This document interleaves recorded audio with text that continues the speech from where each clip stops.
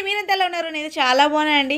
మీలో ఎంతమందికి బీట్రూట్ అంటే ఇష్టం అన్నది కామెంట్ బాక్స్లో కామెంట్ చేసేయండి. మా పిల్లలు అయితే అసలు ముట్టుకోరండి, ఇష్టపడరు. ఎన్నిసార్లు చెప్పినా సరే తినరు అనమాట.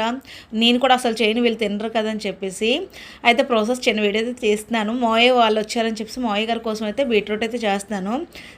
మావయ్య గారికి హెల్త్ బాగోట్లేదని చెప్పేసి ముందుగా అయితే కళాయి పెట్టుకుని ఆయిల్ వేసుకుని పచ్చెనగపప్పు, తర్వాత ఏమో కరివేపాకు, జీలకర్ర ఇవన్నీ వేపేసుకున్నాక ఉల్లిపాయ ముక్కలు ఇవన్నీ వేసుకొని బీట్రూట్ అయితే వేసానమాట. అది మగ్గిపోయాక చూసారా చక్కగా మగ్గిపోయింది.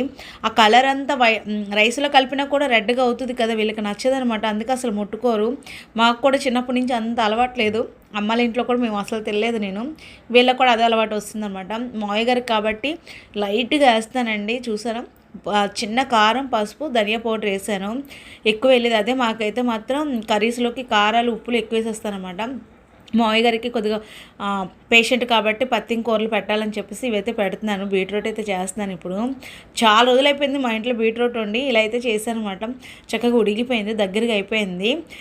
చూసేయండి. థ్యాంక్ యూ ఫర్ వాచింగ్ అండి. వీడియో లైక్ చేయండి, షేర్ చేయండి, సబ్స్క్రైబ్ చేసుకోండి.